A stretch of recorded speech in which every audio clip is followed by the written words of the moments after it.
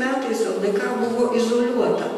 Tiesa, Žygimantui pavyko sudaryti taikos sutartį su pereokupuoto totorių chanu Mindligirėjumi ir nukreipti totorių pajėgas į Maskvos pasienį ir nesulaukė, tačiau iš kitur pagalbos nesulaukė. Vengrijai rūpėjo karo su Turkija klausimai.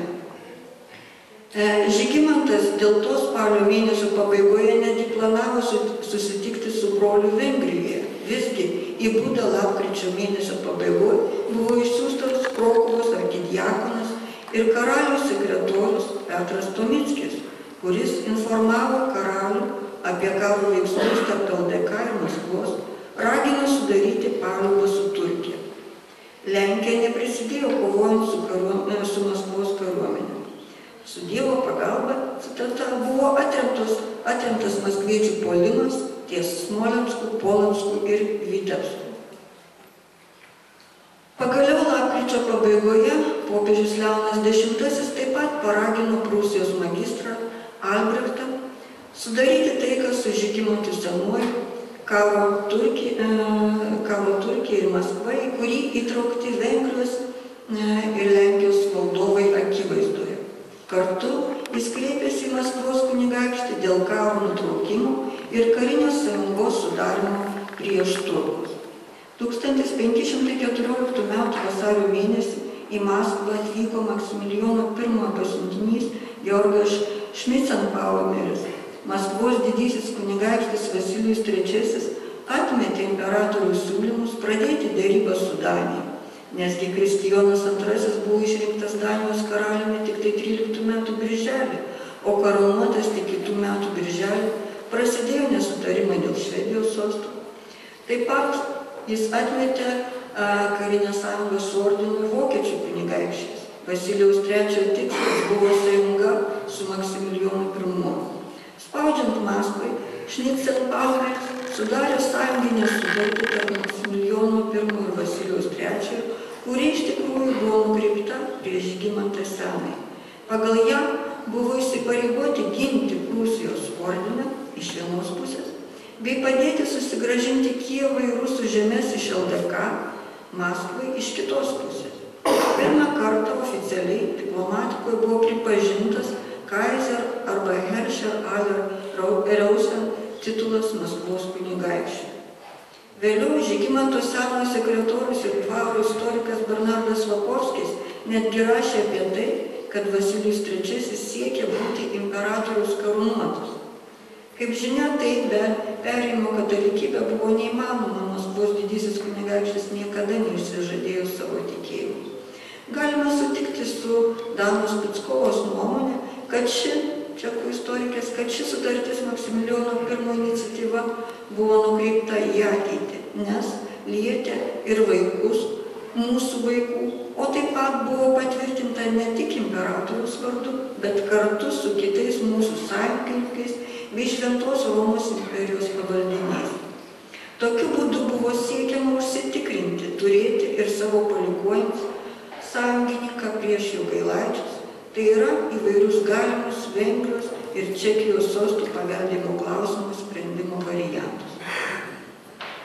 Apie Šnicenpauerio misiją tiek Vengrijos, tiek Lenkijos dvare sužinota vasario mėnesį. Žygimantas Senasis į Budą išsiuntė savo pasiuntinį Kristupą Šidloveckį, kuris pradėjo čia burti prieš imperatorių sąjungininkus. Balandžio mėnesio pabaigoje Žygimantas Senasis per savo pasiuntinį Šklovo seniūną ir sekretorių Laputą iš Lesno, Lesnickį, pakvietė pradėti derybas dėl karo su pagonimis ir schizmatikais. Tuo pačiu metu Lenkijos diplomatai Romoje, Prūsijoje, Vengrijoje, Moldovoje ragino spręsti karo su schizmatikais, tai yra maskviečiais klausimą, nes kitu atveju iš esmės neįmanoma burti krikščionių koaliciją prieš Turkiją. Nes tuo metu kaip tik buvo organizuojamas kryžiaus žygis prieš Turkiją. 1514 m. vasario-kovo mėnesį vykęs Vilniaus Seimas nutarė tęsti karą su Maskva, pasamdyti 7000 Lenkų karių. Balandžio mėnesį Lenkija išsiųstas LDK iždininkas į Vašką taip pat pareikalavo, kad Žygimantas Senasis būtų Lietuvoje tol, kol vyks karas, bei pasiuntė Chodkevičių ir kanauninką Steponą prašyti skubios Lenkų pagalbos, pažadėdami atnaujinti unijos svarstymą tarp Lenkijos ir Lietuvos pasibaigus karui. Maskvos didysis kunigaikštis Vasilijus III, padrasintas, atrodo sėkmingai Rusijai besiklostančios geopolitinės situacijos, 1514 m. birželio mėnesį atnaujino karo veiksmus su LDK. Liepos 30 dieną Maskvos kariuomenė užėmė strategiškai svarbų Smolenską. Bernardas Vapovskis dėl šios maskviečių pergalės savo kronikoje tiesiogiai netgi kaltina Maksimilijoną I, kuris pasiuntė italų ir vokiečių patrankininkus ir 300 naujų bronzinių patrankų. Apie šią maskviečių pergalę ordino žemėse sužinota tik rugpjūčio mėnesio antroje pusėje. Tuo tarpu informacija apie Maksimilijono Vasilijaus sutarties detalės Žygimantą Senąjį pasiekė taip pat jau po Smolensko netekties.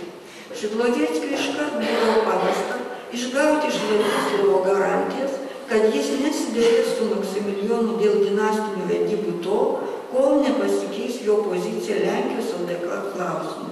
Žygimantas II, sužinojęs apie rezgamą Šventosios Romos imperijos ir Maskvos sąjungą, priekaištavo broliui Vladislovui, kad šis, palaikydamas Maksimilijono pusę, palaiko dinastijos priešus ir prašė diplomatinės pagalbos. Reikia pastebėti, kad paties Vladislovo Jogailaičio padėtis 14 metų vasarą smarkiai komplikavosi. Pradėjus organizuoti kryžiaus žygį prieš Turkiją, Vengrijoje prasidėjo valstiečių sukilimas, vadovaujamas Georgo Došos.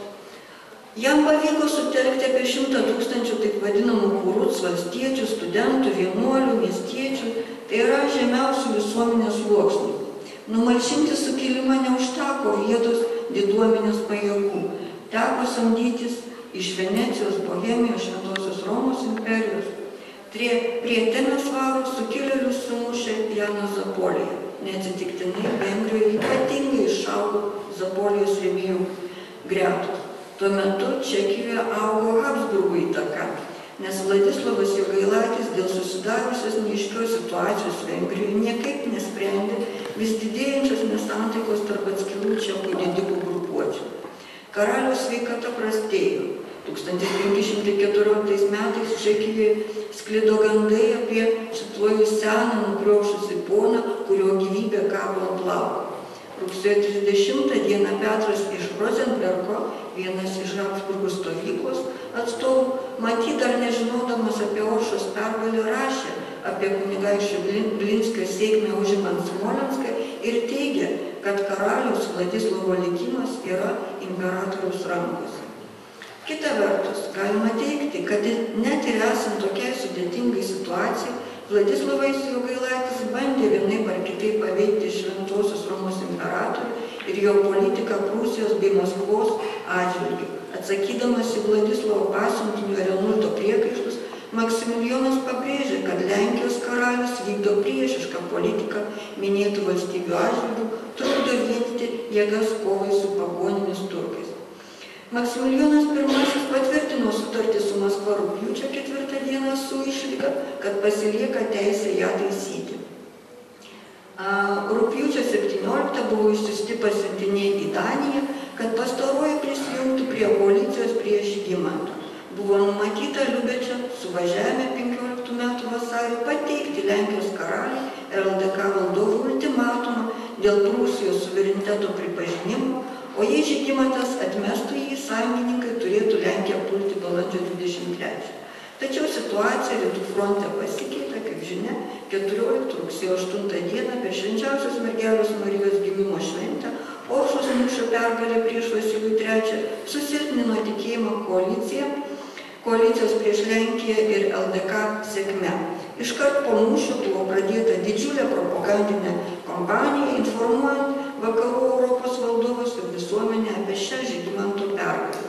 Sunku pasakyti, kada tiksliai žinia pasiekė apie Oršos pergalę Budą ar Prahą. Žinoma, kad rugsėjo 25 Žygimantas Senasis rašė Janui Laskiui Romą apie kunigaikščio kardinolo Glinskio ketinimus grįžti į Lietuvą. Žygimanto Senojo rugsėjo 29 laiškas Vengrijos tarėjams, spalio 1 dienos broliui Vladislovui, primenantis apie Maksimilijono sąjungą su Maskva ir Prūsija prieš jį. Pro Habsburginės stovyklos vadas Denka iš Rozmitalo laiškė spalio 12 rašė apie tai, kad Lenkijos karalius sumušė maskviečius, tačiau Smolensko neatsiėmė. Įdomu tai, kad Žygimantas Senasis spalio 18 rašydamas apie Smolensko pilies likimą Vengrijos karalius savo broliui pastebėjo, kad Maskvos kariuomenė nusiaubė LDK, kurios paveldėtojas yra ir pastarasis. Žinoma, toks tėvoninių teisių priminimas buvo susijęs su siekiu ir toliau išlaikyti bendrą Jogailaičių dinastinę politiką. Kaip pastebė Bačkovskis, Lenkijos karalius rugsėjo spalio mėnesį pradėjo aktyvią kampaniją Vengrijoje prieš Maksimilijono politiką. Pastarasis netrukus sutiko spręsti įsisenėjusias diplomatinės problemas. Tokiamis sąlygomis gimė trijų valdovų Vladislovo, Žygimanto ir Maksimilijono susitikimo idėja, kurią vainikavo 15 metų Vienos suvažiavimo nutarimai. Jais buvo pripažintas Habsburgų tėvoninės teisės ne tik į Vengriją, kaip tai buvo anksčiau, bet ir į Čekiją. Žinome kad prieš tai vykusime 15 metų pradžioje Bratislovoje valdovų susitikime dalyvavo LDK atstovai, vadovavome Vilniaus vaivados ir kanclerio Mikalojaus Radvilos kaip sudėtinė Lenkų lietuvių delegacijos dalis. Jie stengiasi išspręsti ne tik konfliktą su Maskva, bet ir rėmė Lenkus svarstant Prūsijos klausimus.